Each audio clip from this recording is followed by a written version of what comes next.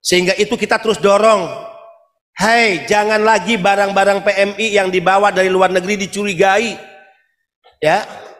Dibongkar barangnya tanpa alasan yang jelas. Tidak kembali kepada pemiliknya. Makanya kita dorong peraturan di mana PMI dengan barang kiriman mendapatkan relaksasi 1.500 US dollar untuk 3 kali kiriman dalam 1 tahun. Dibebaskan juga IMEI HP untuk 2 handphone milik PMI, tidak boleh lagi ada biaya. Ya.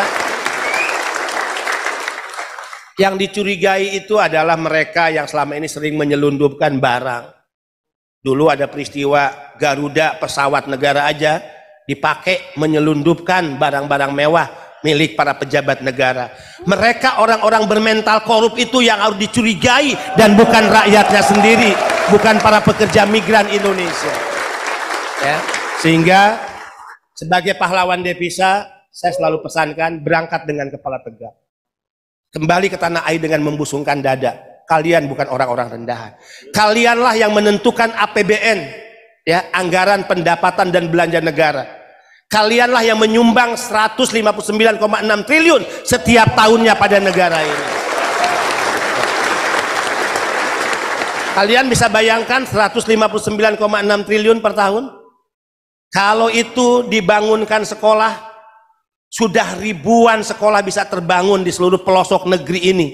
Jika itu dibangunkan jembatan penghubung antar desa, agar mereka tidak lewat kali lagi yang membahayakan anak-anak kita yang sekolah, itu sudah bisa membangunkan ratusan ribu jembatan-jembatan penghubung antar desa. Jika itu digunakan untuk memberikan pendidikan gratis, kesehatan gratis, maka jutaan rakyat miskin sudah bisa dibebaskan biaya pendidikannya dan juga kesehatannya dari uang yang kalian miliki. Ya. Jadi kalian adalah orang-orang yang berjasa besar, sehingga itulah saya menyebutnya sebagai pahlawan devisa. Maka stop penghinaan kepada PMI, stop perlakuan buruk pada PMI, stop tindakan-tindakan yang merendahkan harkat dan martabat PMI. Ya. Dan siapapun jika di antara Anda, siapapun yang masih bermental dan memiliki perilaku itu, maka mereka harus menjadi lawan dan musuh dari kita para pekerja migran Indonesia. Ada nggak cerita rakyat itu digaji oleh negara? Ada. Pejabat negara yang digaji dari uang rakyat. Coba kalau rakyat sombong, hei, kenapa sih kalian sombong? Misalnya nih oknum TNI, oknum Polri, oknum pejabat negara. Lo sadar nggak sih kalian tuh bisa makan dari gaji gua? Gaji yang lo terima itu dimakan oleh anak istri lo di rumah. Mobil dinas yang lo pakai dari uang gua. Tapi pernah nggak lo gaji gua yang gaji lo? Maka disitulah pejabat negara eling, sadar diri, dia ada karena digaji oleh rakyat, maka bekerjalah untuk rakyat, untuk para pekerja migran Indonesia.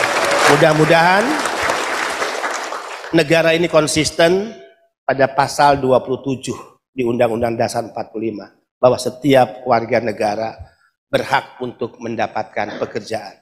Jadi kalau kalian bekerja ke luar negeri, itu bukan karena belas kasihan negara. Kalian bisa bekerja ke luar negeri itu karena hak kalian sebagai warga negara. Tugas negara BP2MI memfasilitasi, membuat peraturan yang menunjukkan negara berpihak dan hadir. Memberikan penghormatan dalam bentuk fasilitas yang kita sudah siapkan. Ada loans, ada fast track, ya, ada credential letter. Dan juga bagaimana pelayanan diberikan dengan cara-cara yang mudah, cepat, dan murah. Itu terus kita lakukan perbaikan, kita lakukan penguatan. Terlebih ketika kita lihat devisa yang kalian sumbangkan 159,6 triliun. Jadi negara ini saya katakan berhutang besar kepada para pekerja migran Indonesia. Hutang itu harus dibayar oleh negara. Hutang itu harus dibayar oleh negara dengan memberikan perlakuan hormat kepada kalian.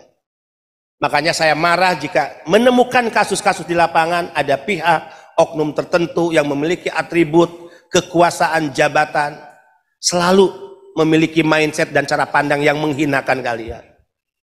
Ya. Selalu menganggap kalian adalah orang-orang rendahan. Selalu menganggap kalian beban bagi negara. Selalu meremehkan dan melihat sebelah mata pada kalian. Sayangi orang tua kalian, ibu bapak kalian, sayangi keluarga dan orang-orang tercinta di kampung halaman. Bantu pemerintah. Cara membantu pemerintah sederhana. Kalian gunakan media sosial, udah canggih kok sekarang. Posting aja saat kalian kerja, saat kalian santai, ya datang di pusat kota di Korea. Nih, gua lagi di sini sekarang, bisa menikmati ini. Itu efeknya tuh dahsyat. Kemudian kalian himbau, untuk anak-anak muda di kampung halaman, jika kalian bekerja ke luar negeri seperti aku ya, bekerja secara resmi gitu ya. Hati-hati jangan tergoda dengan bujuk rayu siapapun yang menawarkan bekerja tapi itu ilegal, apa bahayanya. Itu sudah sangat membantu pemerintah. Tapi hanya 5% mungkin 2% yang PMI itu kalau udah ke luar negeri lupa untuk membantu tugas negara tadi. Itu hebat banget. Karena yakin negara akan memberikan perlindungan kepada kalian, saya sedang berpikir tentang pembebasan biaya penempatan. Saya sedang mengusulkan pada pemerintah adanya dana abadi PMI. 159 itu bukan kecil. Saya bilang sisihkan lagi dong, simpen dana abadi. Saya bermimpi apa? Kalian bekerja, mungkin tidak cukup 1 kali periode kontrak. Mungkin 2 kali periode kontrak. Untuk apa? Agar kalian punya tabungan yang cukup untuk masa depan, untuk modal usaha. Tapi negara tidak boleh hanya melihat mereka yang sedang bekerja, anak mereka, tanggung jawab negara tidak boleh putus pendidikan sekolahnya. Tidak boleh keluarga yang ditinggalkan menghadapi masalah sosial di lingkungannya. Itu tanggung jawab negara, itu mimpi saya. Maka di cover melalui dana abadi. Itu mimpi saya. Termasuk juga masalah-masalah jaminan sosial lainnya. Selalu priority, sehingga saya mengistilahkan green card. Jadi PMI itu punya green card, kartu hijau yang sangat istimewa, spesially ya untuk PMI dalam hal masalah kesehatan, terutama pendidikan, ya masalah ekonomi dan masalah sosial serta masalah hukum. Ini mimpi kita ke depan. Jangan ini bisa diwujudkan sekarang kalau memang tidak bisa, tapi jika ini sudah kita lahirkan menjadi ide dan gagasan besar. Perjuangannya dirintis, tidak oleh saya, dilanjutkan oleh generasi di BP2MI, diperjuangkan dalam forum-forum resmi. Saya yakin satu saat, kalaupun bukan saya kepala badannya, mungkin di tahun tertentu ini bisa terwujud, dan disitulah kita bisa mengatakan kemerdekaan para pekerja migran Indonesia. Jadi sekarang belum merdeka sepenuhnya. Mudah-mudahan apa yang menjadi mimpi cita-cita PMI kabul. Mudah-mudahan apa yang jadi mimpi dan perjuangan kami juga diridhoi oleh Allah Subhanahu wa taala.